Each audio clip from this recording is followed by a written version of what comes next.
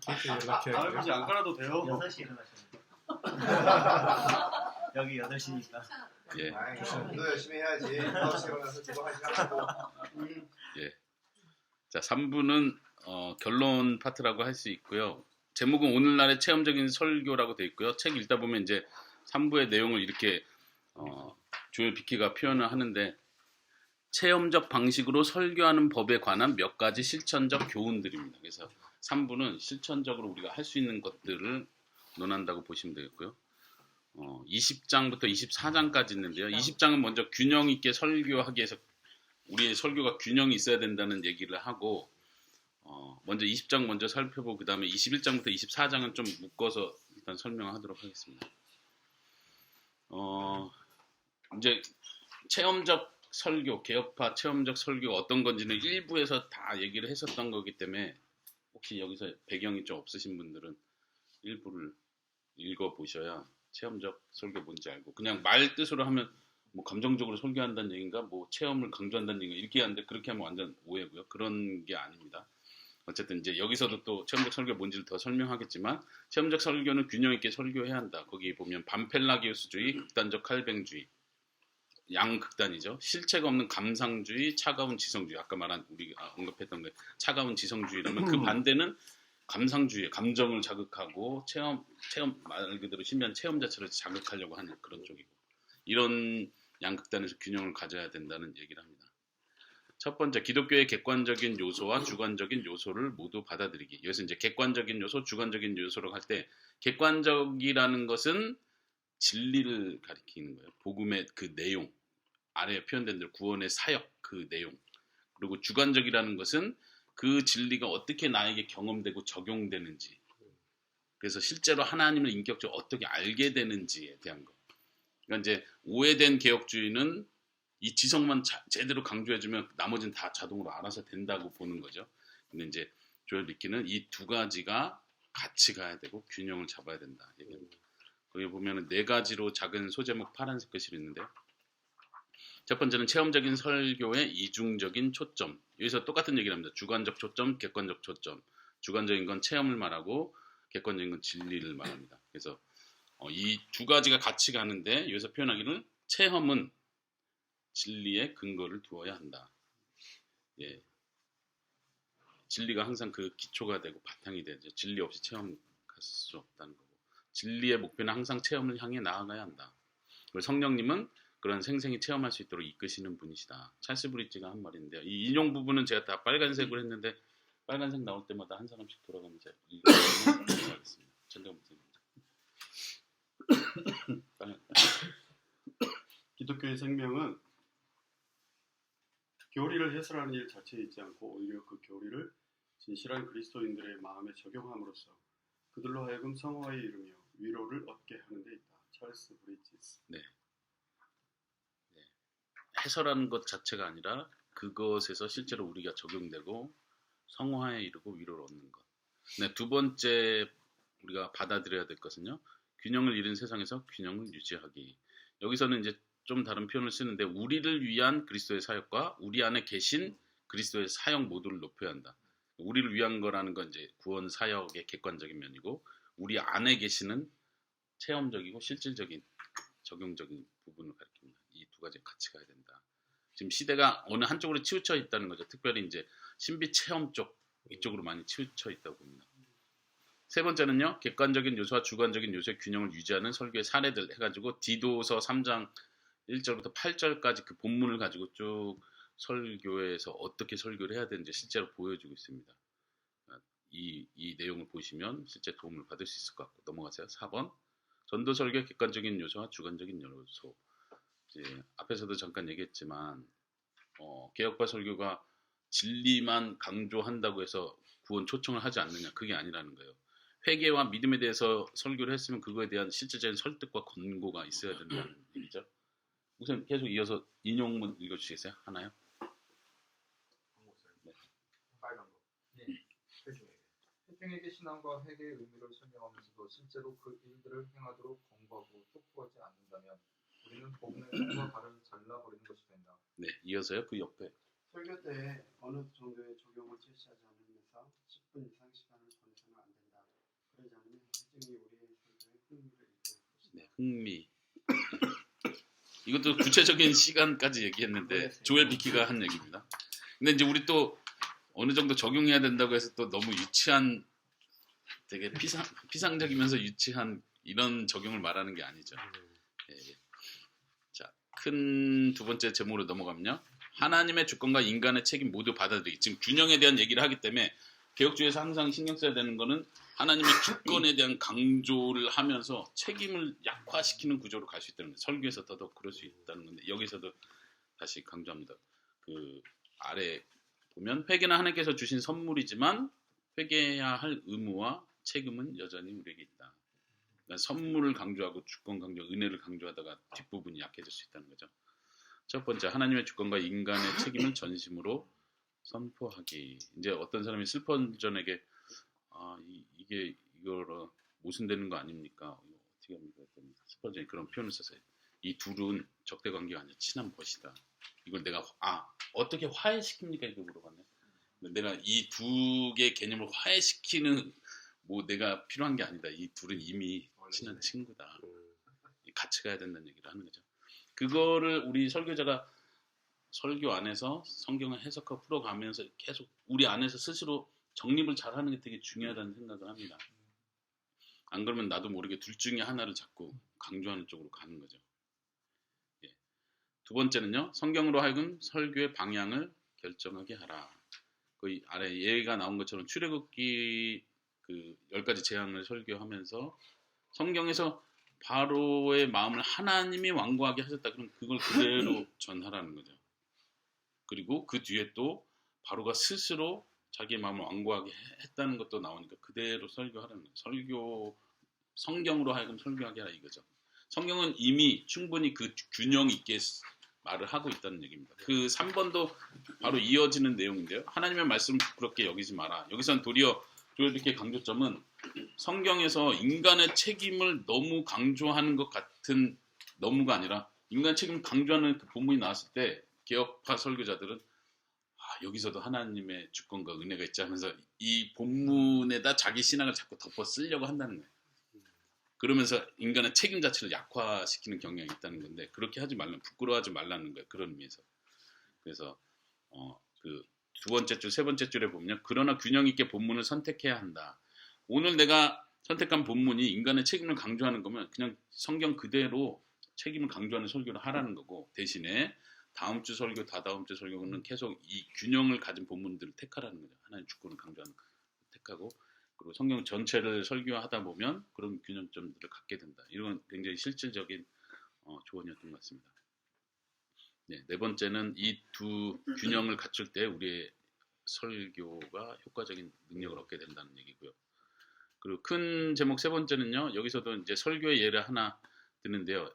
베드로의 설교, 사도행전 2장 14절에서 40절 긴 설교 내용인데 조엘 비키는 거기서 4가지 요소들을 찾아냅니다. 성경적이고 교리적이고. 성경적이라는 건 구약의 성경들을 인용한다는 차원에서 성경적이고, 교리적이라는 건 거기서 구원의 원리들을 딱 찾아내는 거. 그 다음에 체험적이라는 건 성령의 오심에 대한 강조, 성령 받아야 되는 거. 그 다음에 실천적인 건 실제로 회개해야 된다고까지 강조하는 거. 이런 면에서 4가지 요소를 찾아서 예를 보여주고 있습니다.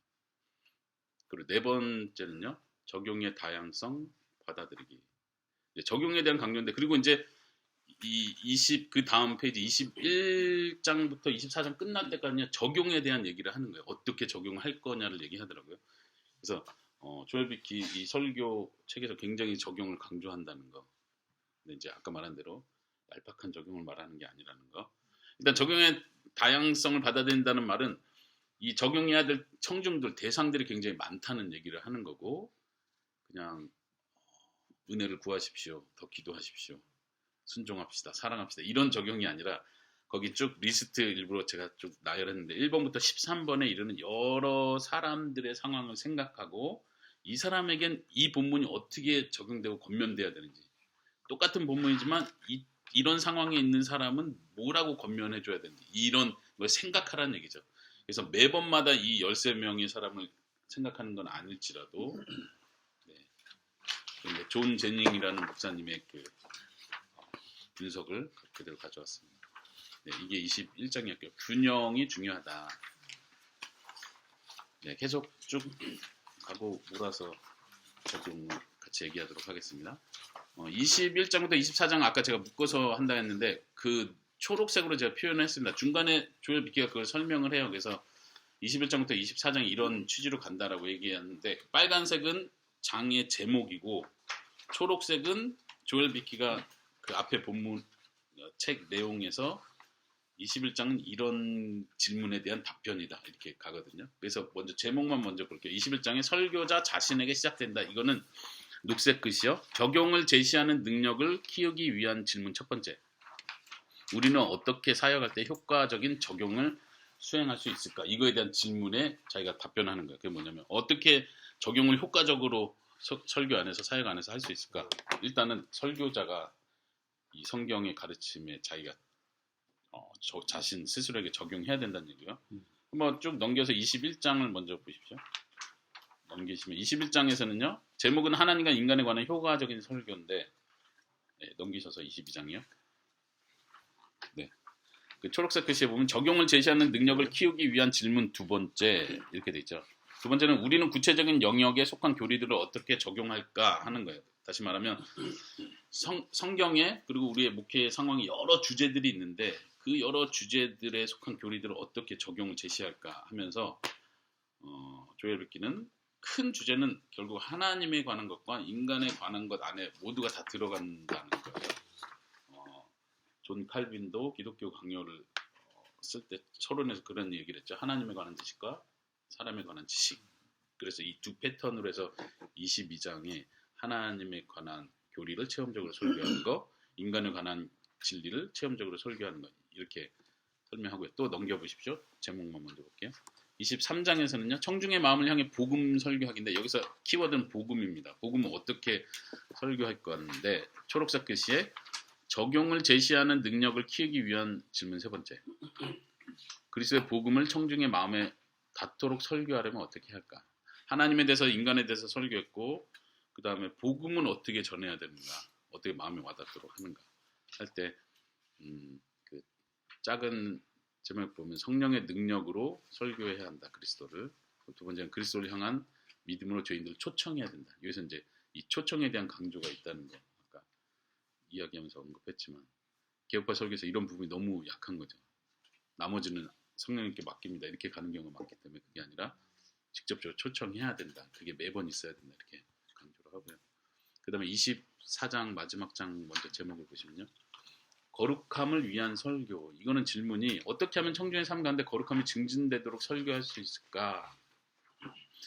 하나님에 대해서 인간에 대해서 그리고 복음에 대해서 이렇게 쭉 설교 내용을 했는데 그 다음에 조엘 비키는 거룩에 대한 주제를 설교해야 된다 이렇게 얘기하는 게 굉장히 특별하고 또 우리가 지금 개혁파 체험적 설교가 뭔지를 또 보여주는 그 아주 중요한 부분이라고 생각합니다. 그러니까 체험이라는 건 다른 게 아니라 하나님과 인격적인 관계를 통한 그리스도를 닮아가는 것, 그리스도와의 연합, 교제, 그래서 거룩해져감, 성화 이거 자체가 지금 체험의 핵심으로 보는 겁니다.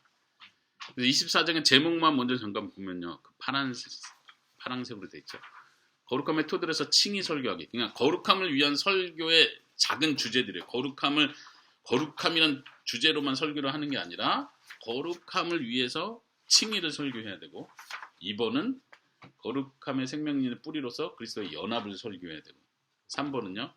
성령에 관해 설교해야 되고 4번은 영적 전쟁에 대해서 설교해야 되고 죄와 싸우며 5번은 도덕법을 설교해야 되고 6번은 사랑을 설교해야 되고 7번은 고난에 관해 설교해야 된다.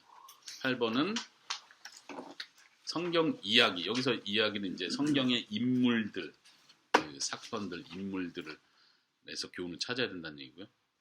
9번은 하늘에 관해서 종말과 하나님 나라의 완성에 대해서 마지막으로는 겸손하게 설교해야 한다. 이런 이야기입니다. 일단 쭉 전체 살펴볼게요. 제가 21장부터 다시 돌아와서 여기를 그냥 좀 빨리 가겠습니다. 다 읽어오신 것 전제로 그리고 인용문만 돌아가면서 계속 읽으면서 가도록 하겠습니다. 21장이에요. 설교자 자신에게 적용을 먼저 해야 된다고 했는데 그것을 위해 거기 아래줄에 보면 하나님의 진리를 인간의 경험에 효과적으로 적용하기 위해서 다음 몇 가지 일들이 필요하다. 효과적으로 적용하기 위해 필요한 것 몇 가지를 합니다. 첫 번째가 하나님과 친밀하게 동행하는 것. 네. 우리 강도사님 한번 읽어주시겠어요? 설교자의 삶은 그가 가르친 교리들에 대한 주석이 되어야 하며 그가 보여서 보이는 실천은 그가 전한 설교들의 닮은꼴이 되어야 한다. 하늘의 교리들은 언제나 하늘에 속한 삶을 통해 더욱 밝게 드러나는 것이 마땅하다. 네, 아주 표현이 좋은 표현인 것 같습니다. 네, 목사님께서. 어떤 사람이 자신의 설교를 먼저 스스로의 마음을 향해 증거하지 않는다면 그는 다른 사람들에게도 그 설교를 제대로 전할 수 없다. 설교자가 자신의 마음 속에서 그 말씀의 능력을 체험하지 못하는 한 그는 그 말씀이 다른 사람들의 마음에 능력 있게 역사할 것이라고 확신할 수 없다. 예, 아주 마음에 새겨야 될 말인 것 같습니다. 그런 면에서 우리 설교자들이, 우리 목사들이 계속 고군분투하는 게 필요한 것 같습니다. 거기서 또 교회 믿기는 성경 묵상을 예로 하면서 우리가 어떻게 하나님과 계속 그 관계를 유지할 수 있는지에 대한 은혜 방편으로서 성경 묵상을 얘기하면서 제가 표현한 대로요, 스스로에게 설교하는 거, 기도와 찬양으로 바꾸어 보는 거, 그 다음에 생각과 기도를 일지에 적어보는 거, 이렇게 구체적으로 제안을 해주더라고요. 예, 우리가 계속 이런 은혜 방편을 활용하면 좋겠고, 두 번째는 책들을 연구하는 것, 책을 많이 읽으라는 얘기죠. 네, 그래서 위대한 스승을 찾아서 탐독하라. 그 다음에 독서와 묵상을, 기도를 같이 해라. 그냥 책만 읽으면 메마르니까 같이 읽고 멈추고 기도하고, 또 밑줄 치고 여백에 기록하고 요약하고, 이런 아주 세밀한 방법까지 제시하는데, 이런 것들을 같이 해야지. 그런 얘기를 딱 해요. 그냥 계속 읽으면 다 읽고 나서 아무것도 생각 안 난다. 우리 그러잖아요. 다 읽고 나서 왜 생각이 안 나지? 왜 생각이 안 나는지를 가르쳐 주더라고요.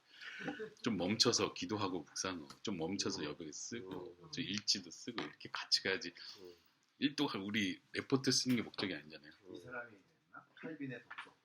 칼빈의 독서법 모르겠네요. 이 책에 나온 거죠. 아, 그런가요?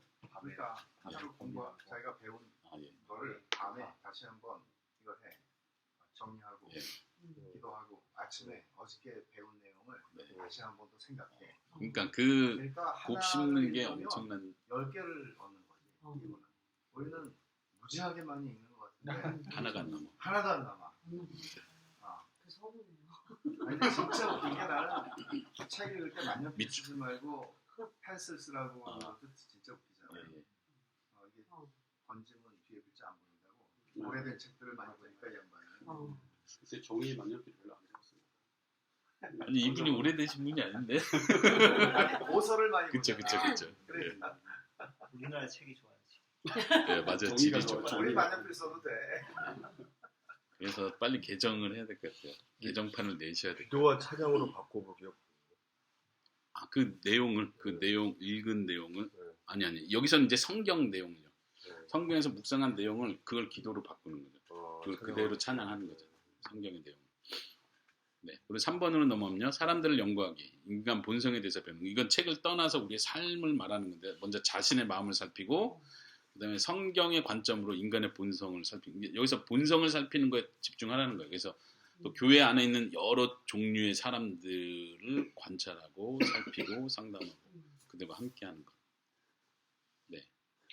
그래서 필립스 브룩스를 얘기하면서 가능한 한 한 교회에 오래 머무르라고. 네. 제가 잘 못하는 건데.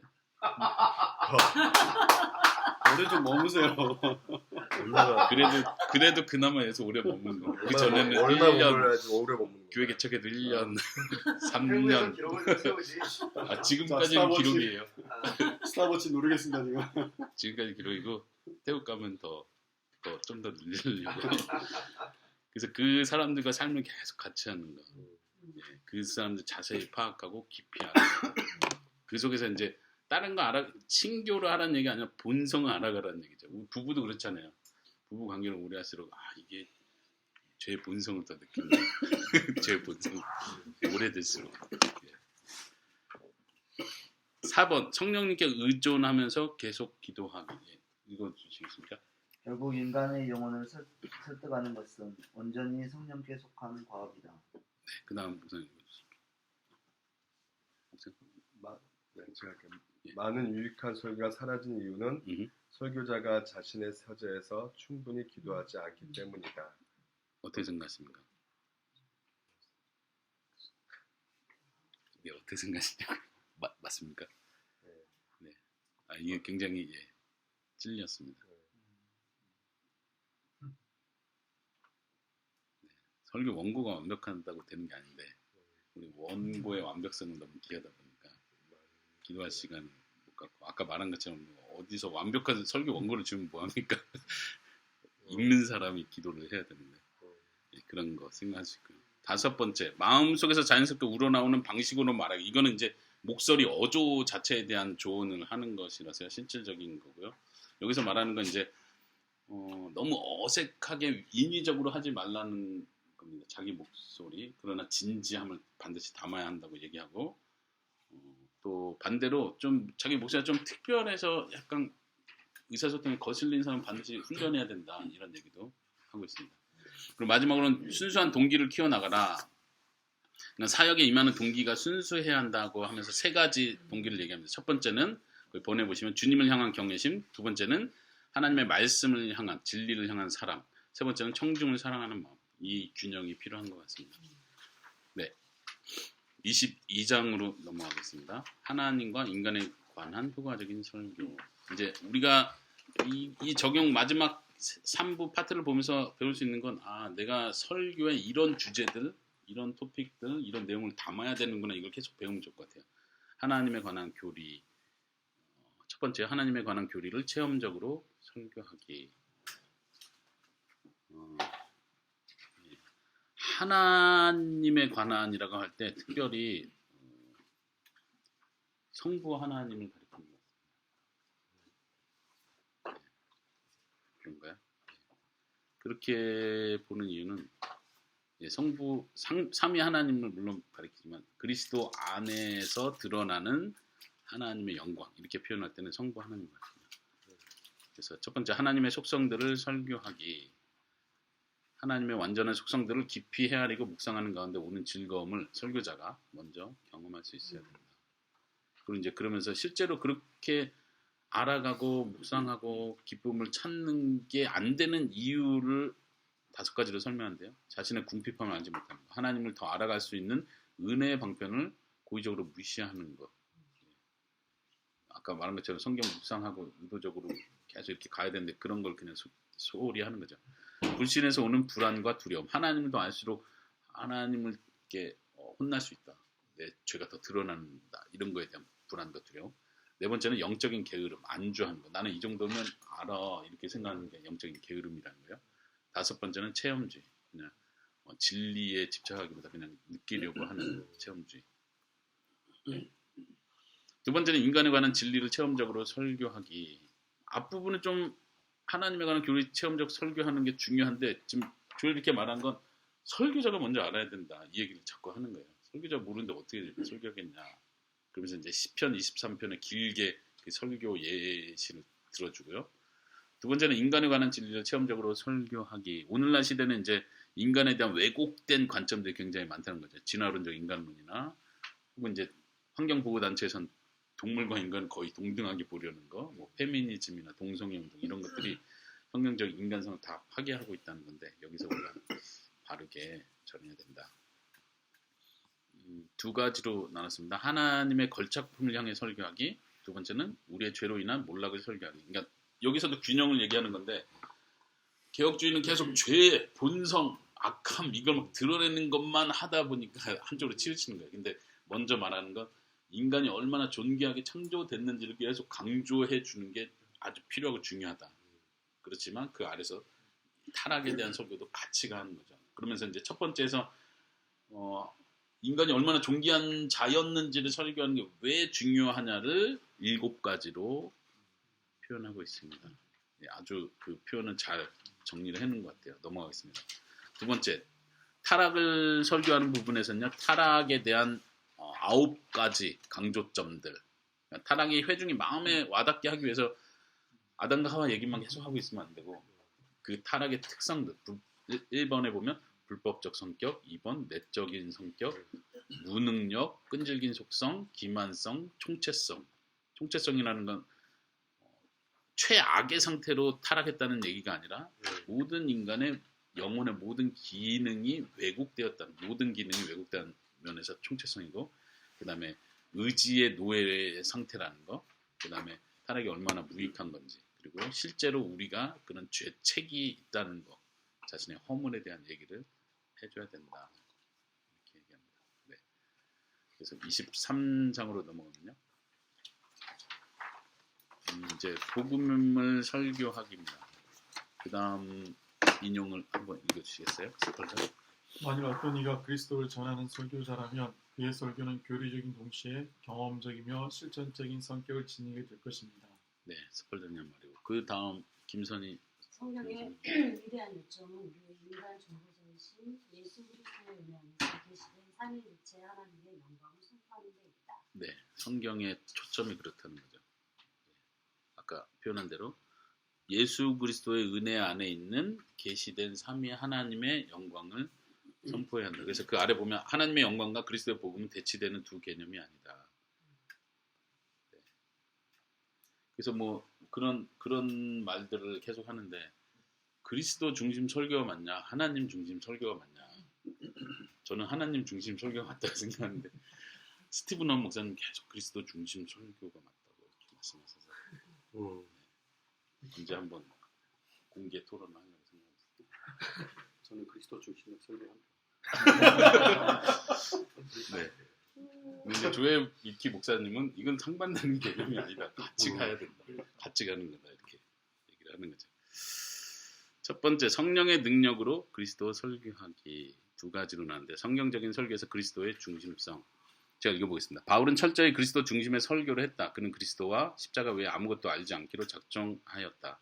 그리스도 중심의 설교는 본문의 낯선 신앙을 덧입히는 것이 아니라 본문과 메시지를 충실하게 전달하는 것이다. 그러니까 그리스도 중심 설교하기 위해서 뭔가를 막 찾아내고 뭐 틀을 막 씌워야 모든 본문에서 그리스도를 설교하는 게 아니고, 지금 이 말은 모든 본문이 이미 그리스도를 향하게 돼 있다. 그 본문을 충실하게 설교하는 게 곧 그리스도 중심 설교가 되는 것이다. 이렇게 설명하는 겁니다. 두 번째는요, 그리스도 중심 설교를 전하기 위한 도구들. 실질적인 걸 계속 가르쳐줍니다. 6가지로 하는데, 첫 번째는 성령의 조명을 구하는 기도가 필요하고요. 성경에 관한 폭넓은 지식. 여기서 이제 성경 자체에 대한 거예요. 그래서 성경을 계속 꾸준히 전체를 계속 읽어야 된다. 세 번째는 점진적이면서도 통일성을 지닌 계시를 다루는 성경신학이 필요하다. 뭐 성경신학에 대한 강조는 굉장히 중요한데요. 그 성경신학에 탁월한 두 사람의 글을 인용합니다. 사모님께서 읽어주시겠습니다. 성경신학은 우리가 전하는 설교의 초점이 그 핵심 메시지인 예수 그리스도의 능력으로 도와줍니다. 네. 예. 그리고 목사님 또 예수 그리스도는 성경의 모든 부분을 우리와 이어주는 연결고리가 되신다. 네. 그레엄 골드워드. 예, 골드워디 책은 굉장히 짧고 쉽고 명쾌하고 좋은 것 같아요. 예, 시리즈로 다 나왔는데 읽어보시면 좋을 것 같고요. 네 번째 필요한 것은 견고하고 체계적인 기독론이 필요하다. 예, 그리스도는 모든 본문에서 설교될 뿐만 아니라 인간의 모든 필요와 문제 해답으로서 제시되어야 한다. 이런 표현들. 그리스도 중심 설교할 때 이런 표현을 굉장히 강조하거든요. 적용 부분에서 그러니까 이런 내용, 복음에 대한 내용을 하고 그러니까 예수님을 믿으십시오. 이렇게 가는 게 아니라 여기서 우리는 믿을 수 없는 존재인데 인간의 타락성 얘기요. 그 해답으로서 예수 그리스도가 오신 겁니다. 이렇게 자꾸 모든 문제와 필요의 해답이 예수님이라는 제시를 하는 거예요. 다섯 번째는 윤리적으로 의존하기. 다시 말하면 성화의 부분에 있어서도 계속 그리스도의 연합, 그리스도의 은혜의 필요성을 얘기해야 된다는 거고요. 여섯 번째는 그리스도를 높이는 저자들의 글을 접해보기. 한번 또 읽어주시겠습니까? 인형? 세상의 설교는 곧 그리스도로 온전히 충만한 설교다. 설교의 차원성은 예수 그리스도를 가장 분명하게 드러내고 또 생동감 있게 적용하는 데 있다. 네. 그리고 옆에 목사님. 그리스도에 관하여 설교하는 것만으로는 충분하지 않다. 우리의 설교 가운데는 청중들을 간곡히 설득하는 일 역시 담겨 있어야 한다. 설교는 곧 그들을 향한 그의 학생이기 때문이다. 네. 이제 최고의 설교는 그리스도를 충분히 나타내는 거고, 또 리처드 십스는 거기에서 적용 부분을 얘기하는 거죠. 실제로 간곡하고 촉구하고 설득하고 반응하게 하는 게 빠져서는 안 된다는 거예요. 왜냐하면 설교는 예수님의 구애 활동이다. 이렇게 구애 활동. 내가 널 사랑해. 이걸로 끝나는 게 아니라 사랑해 줘. 이렇게 그걸 우리가 전달해야 된다는 거죠. 네, 큰 제목 두 번째는요. 그리스도를 향한 믿음으로 죄인들을 초청하기. 아까 전도 설교 얘기를 했었는데요. 초청하는 게 필요하다. 근데 이제 우리가 기본적으로 거의 강당을 향한 초청, 강단. 네, 죄송합니다. 강당이 아니네. 강단을 향한 설교인데요. 초청. 이거는 뭐냐면 옛날이라 부흥 집회 때 이렇게 영접하는 분들 앞으로 나오십시오. 이렇게 해서 이렇게 이 강대상 있는 쪽으로 걸어 나오라고 하는 그거를 가리키는 특유의 표현인데 오늘날은 오늘날 한국 교회는 이렇게는 안 하잖아요. 침례교세요. 그런 거야. 이게 원래 침례교 전통이에요. 혹은 이제 전도 집회는 전도 주일 이렇게 할 때는 고백하시는 분들 일어나십시오. 이렇게는 할 수 있겠죠. 일어나십시오. 고백하시는 분들 사인해 주고 가세요. 이렇게도 할 수 있는데 이제 그런 거를 싫어하는 개혁파 설교자들은 초청 아니다. 나머지는 하나님이 하신다. 우리는 복음만 자꾸 이렇게 가는 건데 조엘비키 목사님 그게 아니다. 그걸 거부한다고 해서 복음 초청까지 소홀히 여겨서는 안 된다 하면서 설득하는 부분, 촉구하는 부분을 강조하는 거예요. 이제 영접이라는 개념을 자꾸 영접 기도 이것과 동일시되는 건 오해지만 영접을 촉구하는 게 필요하다. 예. 네네네. 예. 역사적인 맥락을 잘 예. 해석해놨는데 1800년 어간에 이제 부흥회가 아주 많이 일어날 때 미국에 네. 마차에다가 텐트 네. 그런 마차 있잖아요. 가서 다 참석을 하는데 거기서 이제 시작을 했는데 정말 이거는 심리적인 요법이 점점 발달돼가지고 이렇게 하는 거예요. 지금 믿기로 작정하는 분 일어나라. 쏟으려고. 네. 그다음에 일어나라 그러고 그다음에 앞자리에는 그 회심자들을 위한 자리가 몇 개가 항상 있어요. 그래서 이제 여기 앞으로 나와서 앉으라고. 근데 이제 이런 식으로 하는 거지. 지금 여기 구원의 자리가 지금 하나밖에 안 남았다고. 빨리 오라고 그러면 이제 와서 싸우는 거야. 그러니까 그 정도로 심리적 요법을 많이 썼다는 거예요. 그러니까 푸시하는 거죠. 그렇지. 그러니까 이 올트폴에 대해서는 굉장히 부정적인 건데 그게 우리 개혁파에서는 너무 지나칠 정도로 이 회심 촉구가 없는 이게 문제가 되겠죠. 네, 그래서 체험적인 개혁파 신앙의 모습이 이제 믿음이라고 동일시해서 생각하시면 되는데요. 그러니까 개혁파의 믿음에 대한 정의가 단순히 그냥 지적으로 아는 게 아니기 때문에 촉구가 들어갈 수밖에 없다는 얘기를 하는 겁니다. 5가지로 얘기하는데 제가 읽어보겠습니다. 신앙은 우리의 진리가 되시는 그리스도께 동의하는 일이고, 두 번째, 우리의 필요가 되시는 그리스도를 갈망하는 일이고, 또 우리의 생명이 되시는 그리스도께 나와 그분을 영접하는 행동이다. 행동이라는 표현이요. 네 번째는 우리의 의가 되시는 그리스도를 신뢰하고 의존하는 일이고, 그리고 우리의 왕 그리스도께 복종하는 일이다. 그래서 행동과 결단 이런 게 들어가는 것을 우리는 믿음으로 이해하고 있다. 그러면서 믿음을 제시할 때 이게 같이 가야 되는 거예요. 촉구해야 되는 거죠. 네. 그래서 다양한 방식으로 신앙회로 초청하라. 세 번째 큰 제목이요. 회개를 향한 보편적인 초청에 대한 얘기를 더 합니다.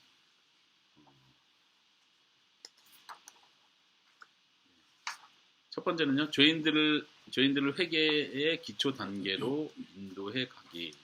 기초 단계로 인도해 간다는 건 회개를 설명해 준다는 겁니다. 회개의 진짜 의미가 무엇인지 웨스트민스터 소요리 문답에서 잘 표현하고 있는데 그걸 제시하면서 회개의 의무와 즉각적인 회개의 필요성을 말해줘야 한다. 여기서 이제 즉각적이라는 걸 강조하는 건데 회개 예를 들면 개혁주의에서는 회심과 회개가 단번에 한 번에 쉽게 일어나는 게 아니다. 이게 몇 개월이 걸릴 수도 있고 몇 년이 걸릴 수도 있다 하면서 이걸 그냥 풀어주면 안 된다는 거예요. 계속 말씀 듣다 보면 진짜 죄의 깊이를 느끼고 그러다 보면 이렇게 자꾸 생각하지 말고 오늘 내가 회개에 대한 설교를 했으면 거기에 대한 필요와 즉각적 회개의 필요성도 같이 말해줘야 된다는 거죠. 그 다음에 회개에는 이중의 인식이 필요하다. 첫 번째는 죄를 자각하는 거고 또 하나는 하나님의 자비에 대한 걸 생생하게 느낄 수 있게 해줍니다. 한쪽만 가면 안 되겠죠. 무서워서 회개하는 게 아니기 때문에 자비를 의지하는 자세가 회개가 되어야 된다는 거죠. 그다음에 회개는 강한 정서가 수반된다. 상하고 통회하는 심령이 수반되는 거죠. 회개에는 마음의 방향 전환이 있다. 그래서 죄에서 돌아서고 하나님께로 나아가는 거에 대한 선포까지 같이 해줘야 되는 거고, 아까 죄에 대한 자각은 있고 하나님에 대한 자비에 대한 개념이 없으면 이건 진짜 회개가 이루어질 수 없는 건데, 왜냐하면 돌아서서 어디로 가야 될지를 가르쳐주는 게 회개이기 때문에 그렇습니다. 회개는 우리의 행동으로 인도한다. 열매를 필요로 한다. 그래서 이런 기초 단계를 충분히 성도들에게 알려주는 게 필요하고, 그래서 결국은 성도들에게 그리스도가 그 문제의 해답으로서 제시되어야 한다. 누가 그다음 인용 이거 찾아. 네. 우리는 그리스도인들을 연도에 두면서 꾸준히 복음을 전해야 한다. 곧 복음의 초청은 늘 반복적으로 제시되어야 한다는 것이다. 네. 그래서 불신자를 계속 염두하면서 설교에 임하는 거 아주 우리에게 습관으로서 필요한 것 같습니다. 마지막 장을 보겠습니다. 개혁파 신앙의 모습, 신앙을 전해를 해주잖아요. 네. 그리고 회개에 대해서도 전해가 드리고 있는데 네. 이런 부분들을 회개를 추구하거나 믿으라고 하는 것 외에도 이런 설명들을 교인들에게 늘 하게 되면 교인들이 자기의 영적인 상태가 내가 정말 믿는 사람인가 이거를 진지하게 생각하게 돼요. 이게 되게 필요한 거예요. 네. 믿음에 대해서, 회개에 대해서.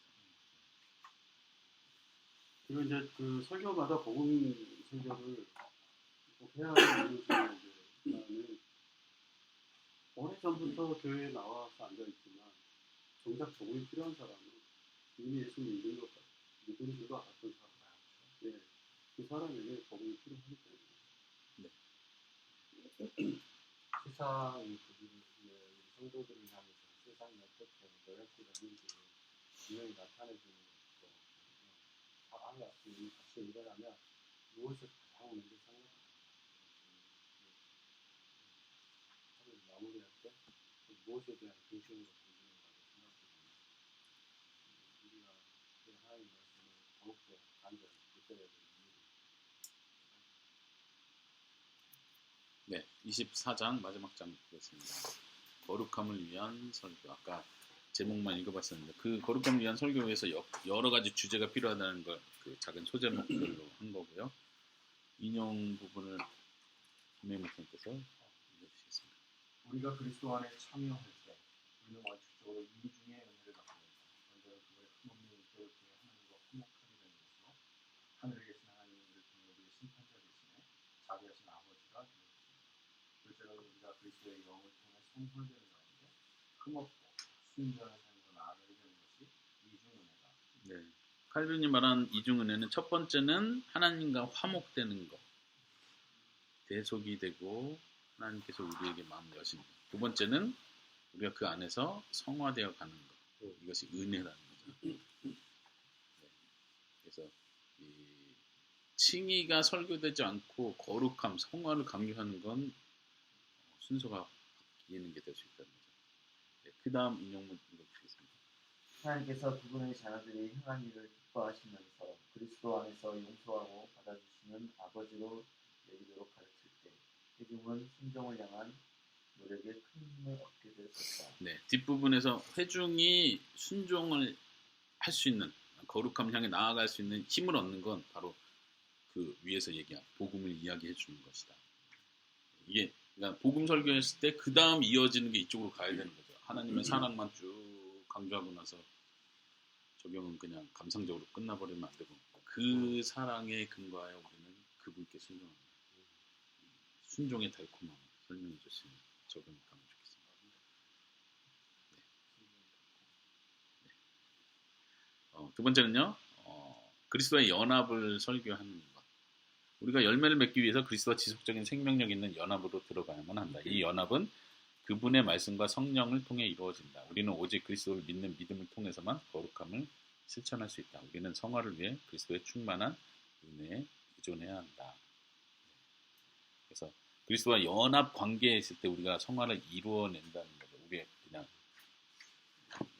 구원은 하나님이 하고 성화는 내가 할 일이고 이렇게 나눠지지 않는다는 거죠. 세 번째, 거룩함의 능력이 되시는 성령에 관해 설교하기. 그런 의미에서 오늘날은 이제 성령이 뭐 신비 체험이나 은사 이런 쪽으로만 계속 설교되고 논의되는데 그렇지 않다. 성경이 강조하는 것은 이 구원이 그리고 성화의 부분이 어떻게 우리 삶에 적용되는지 적용하시는 그 일을 성령님이 하신다는 게 성경의 강조점이라는 거고 그걸 설교해야 된다는 거예요. 다시 말하면 오늘 설교 제목은 성령님의 사역입니다. 이렇게 하고 성령님을 주제로 설교하는 건 우리가 진짜 드문 것 같아요. 그런 의미에서 건전하게 성경이 말한 성령님에 대한 설교가 필요하다는 생각이 들고요. 그 인용문은 제가 읽어보겠습니다. 그분은 신자들 안에 있는 모든 거룩함의 창시자시다. 성령님. 우리는 가장 큰 은사인 성령을 구해야 하며 그분을 따라 행할 때 육체의 욕심을 이루지 않게 된다. 그러니까 거룩함과 연관해서 우리가 성령을 따라 성령님을 알고 그분을 더 구하게 되고 마음으로 인격적 관계에 더 깊이 들어가고 그분을 따라 사는 것 자체가 거룩함을 향해 가는 길이라는 거죠. 네 번째, 영적 전쟁에 관해서 설교하는 것. 이것도 굉장히 큰 주제지만 짧게 이야기를 하더라고요. 그래서 성도의 삶 자체가 영적 전쟁이다. 실험해야 하는 것을 계속 성도들에게 알려줘야 되고 특히 이제 한 가지 지적하는 것은 오늘날 시대가 이제 인스턴트 시대라는 건 제가 표현한 거고 그분이 이제 다들 빨리빨리 하는 시대에 살고 있다. 즉각적으로 바로 반응이 나와야 되고 성화 스텝 딱딱딱 가르쳐주면 다음 주에 바로 성화 좀 되고 이렇게 목사님 좀 빨리 갈 수 있는 길들을 제시하는 게 훌륭한 설교라 자꾸 생각하는데 그렇지 않다는 걸 전제하고 이 성화의 과정은 길게 오랫동안 돼야 됩니다. 그걸 또 가르쳐야 된다는 얘기입니다. 다섯 번째, 거룩함의 규율로서 도덕법을 설교하기. 이제 우리가 이 스터디 하면서도 이런 부분은 계속 충분히 많이 얘기했던 것 같아요. 도덕법에 대한 강조. 아직 이런 좀 도덕법이 곧 율법주의로 가는 거 아니냐 이런 좀 느낌이 계신 분들은 좀 이런 분야는 계속 공부를 하셔야 될 것 같습니다. 특별히 우리가 웨스트민스터 신앙고백서나 교리문답서 할 때 계속 십계명에 대한 강조, 도덕법에 대한 강조 계속 하는데 이게 어떻게 은혜의 복음과 균형을 갖추는지 이게 목사님 안에 정립이 안 되면 아까 말한 것처럼 양극단 둘 중에 하나로 가면 그냥 계속 은혜만 강조하거나 아니면 해야 됩니다 도덕 강조만 가져요. 찰스 브리지스 말에 그런 사람은 목사가 되면 그래서 이번 다음에 우리 새로 들어오는 교육의 적자 모임에 들어오는 필독서로서 은혜와 복음 시험은 안 시험은 이제 면담을 통해서 은혜와 복음을 잘 구분하고 있는지 네. 예. 장난 아니고요. 진짜로 읽어주시기 바랍니다. 죄송합니다. 은혜와 전하고 하나님과 은혜와 복음. 네. 한국에는 그렇게 쉽게 나온 책이 없기 때문에 꼭 김현 목사님 책을 읽어주시기 바랍니다. 읽어주시기 바랍니다. 네.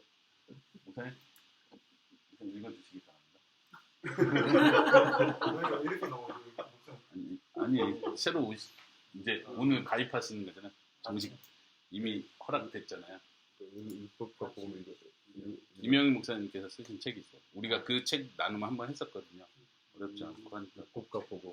예, 감사합니다. 꼭 읽어주시고.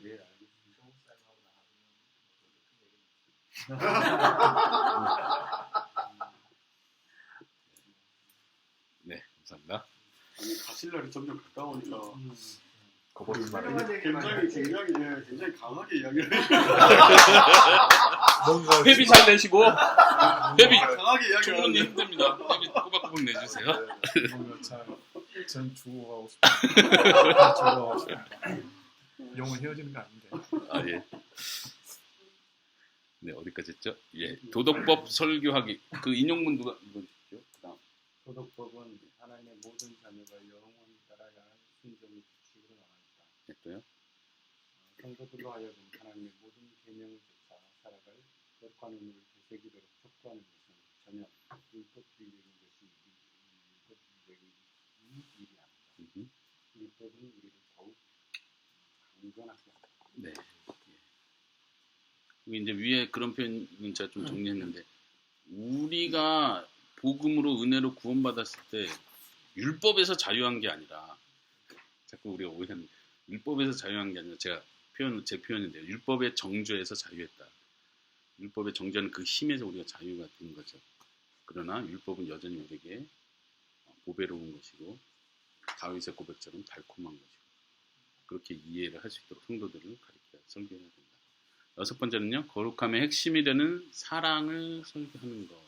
사랑은 율법의 완성이다. 그리고 참된 회심의 표지이기도 하다. 그런 의미에서 계속 사랑에 대한 강조가 필요하죠. 사랑의 법을 이야기해 주는 것.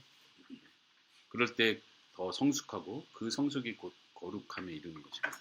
일곱 번째는요. 거룩함의 훈련생 고난에 관해 설교하기.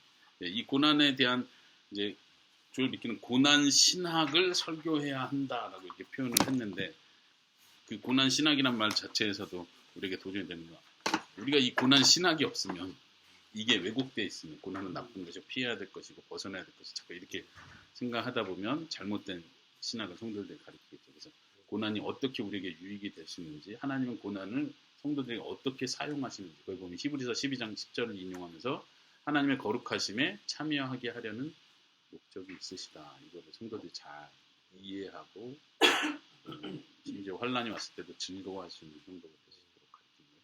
여덟 번째는 거룩함을 보여주는 인간적인 틀로서 성경 이야기 설교하기. 그래서 뭐 나레이티브 설교를 말하는 게 아니고요.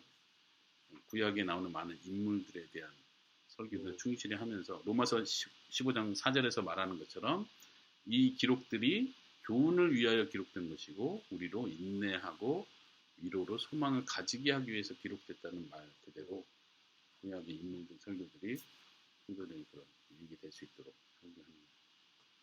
그래서 그 인물들이 결국 히브리서에서 표현하는 것은 결국 본향을 바라보는 그 신앙의 삶을 살았는데 그거를 본받고 따라갈 때 우리 성도들도 거룩한 삶을 향해 나가게 된다는 거죠. 네. 그래서 이제 제가 귀담아 드려야 될 말입니다. 특별히 설교자는 성경의 이야기를 교리적 논문처럼 다루는 일을 피해야 한다. 네. 저는 지금까지 네. 스토리를 너무 싫어하다 보니까 핵심이 뭐냐? 아브라함 이야기 핵심이 뭐냐? 해서 이것만 얘기하다 보니까 이게 논문이 되더라고요. 예, 그래서 그렇게 하지 말고 인물들 자세히 설명하고 상황에 공감해주고 성도들 거기서 더 중요한 건 생생하게 그걸 느끼게 된다는 거죠. 그게 참 중요한 표현인 것 같아요. 아홉 번째는요. 거룩함을 향한 영감의 원천인 하늘에 관해 설교하기. 예. 그리스도 중심 설교는 하늘을 지향하는 마음이 담긴 것이 되어야 한다. 지금도 그분은 하늘 보좌에 앉아 계시기 때문이다. 거룩함을 추구하는 것은 곧 하늘을 향해 나아가는 순례의 여정이다. 거룩함은 우리를 하늘로 인도하는 유일한 큰 길이며 그거 없이는 아무도 주님을 배울 수가 없다. 네, 거룩함 없이는 주님을 배울 수 없다. 네, 그 다음 인용 바로 읽어주시겠습니까? 우리는 미래의 삶을 묵상하는 데 마음을 쏟아야 한다. 그러므로써 이 세상은 우리에게 하찮은 곳이 되고 우리는 진리를 증언하기에 피를 흘려야 할 때 그리할 수 있는 마음의 준비를 갖추게 된다. 네, 그렇게 우리가 성도들을 가르치고 설교할 수 있기를 바랍니다. 네, 열 번째는요. 마지막으로 겸손하게 설교하자. 어떤 겸손에 대해 설교하라는 얘기가 아니라 겸손하게 거룩한 사람이 되어 먼저 그렇게 설교하는 것 같아요. 그래서 아까 처음에도 말한 것처럼 설교자가 먼저 자신에게 이게 적용이 안 되고 거룩을 얘기할 수 없는 거고 그 위에 나온 모든 내용들을 내가 경험하지 않고 체험하지 않고 그걸 말할 수 없다는 얘기를 하는 겁니다. 그래서 에스라 얘기를 하고요.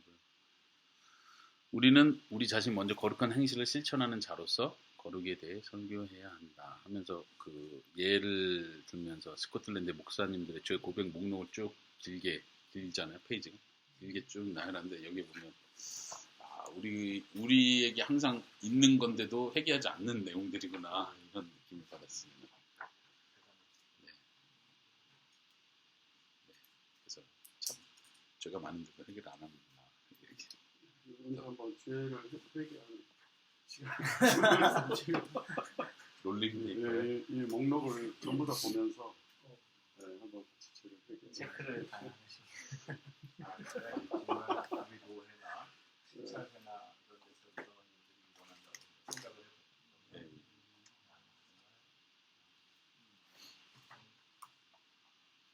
네. 마지막 인용을 조병근 강도사님께서 읽어주셨습니다. 참된 의미에서 체험적 개혁파 설교자는 없고 겸손한 설교자다. 그는 그리스도를 진심으로 사랑하는 자로서 거룩함을 추구하며 그리스도께서 우리의 모든 것이 되셨으만 있다면 자신은 아무것도 아닌 존재로 남는 것마저도 만족스럽게 여기기 때문이다. 다 같이 아멘. 그렇게 되기를 바랍니다. 수고하셨습니다. 한 8분, 8분 남았는데 질문. 우선 예. 11시 30분에 정확히 출발을 해야 저희가 노쇼가 안 되기 때문에 네. 예, 그러면 5분만 더 얘기하고 출발하겠습니다. 3분만 해야 될 것 같은데. 아, 그럴까요? 두 가지인데요. 하나만. 하나만 할게요. 여기 써져있던 내용에서 아까 말한 사람의 본성에 대한 배움이 있었는데 거기서 사람 알기 위해서는 가능한 적은 수의 성도를 갖는 교회를 추구해야 된다고 얘기가 나왔거든요. 아, 그리고 가로를 했습니다. 거기에 가로하고 설명을 했어요. 적은 수의 성도라는 건 한 교회 오래 머물라는 얘기라고 가로에서 표현했어요. 가로 교인데 예. 그래도 이제 일단 성도의 성향을 파악하기 위해서는 아니요, 적은 수를 얘기한 건 아니었어요. 그래도 이제 그 최소한 마지막으로 그래. 많이 나와서 조엘 비키는 적은 숫자가 있는 교회를 택하라는 얘기가 아니고 제 생각인데 사람이 목회자가 자기 교회 성도의 성향을 파악하려면은 그러니까 수백 명, 수천 명이 있는 교회들을 성도들의 성향을 깊이 파악할 수 없는 거죠.